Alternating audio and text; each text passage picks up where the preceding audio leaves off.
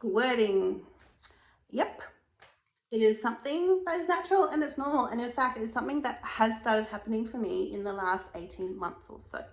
Started off as just self-pleasure, and then it was something that I was able to experience with a partner through a finger play and also now through penetrative sex. It adds a layer of complication. It adds a layer of needing to know and meet yourself in a completely new way. And it can bring up so many inner thoughts, inner judgments, inner criticisms about, oh, what am I doing? I'm making a mess. And it can really pull us out of our pleasure if we're not ready to embrace it. And I have been there. I have been in that place of not being ready to embrace it. But once you do, once you accept that your body is experiencing pleasure in this beautiful way, you get to love and embrace squirting or gushing, right? Basically, the Skene's gland, which sits up behind the G-spot, has been stimulated and it is releasing a beautiful, clear fluid. It is a huge sign of pleasure within a woman's body, but more so than that, it's a huge sign of trust within the woman's body.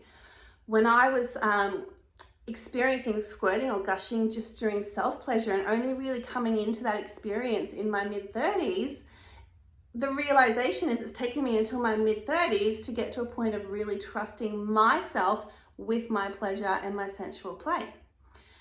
To then lean further into that trust and expand that to include a partner is actually a beautiful part of a loving relationship. And so knowing that, for me anyway, and for many, many women, to be able to be in a place where you release and let go, it is a sign of a woman in her pleasure. And a woman in her pleasure is quite often a woman in a trusting, safe environment. Not in all circumstances, but it's definitely a common experience for a lot of women. It has been a journey that I've taken as well. So I had to meet myself in that trust before I was able to have that experience. And Yoni Massage, does it happen with women who come into my studio for yoni work? The answer is yes. Or rather, the answer is it is possible. Maybe the woman never has and does. Maybe the woman always does and doesn't. Maybe that's where the woman is actually realizing that the trust piece hasn't fully landed in terms of her owning and trusting her pleasure. Right, if it happens, it happens. Hygiene, never an issue. Anything can be washed and cleaned in all circumstances. I've learned that the hard way, trusting that.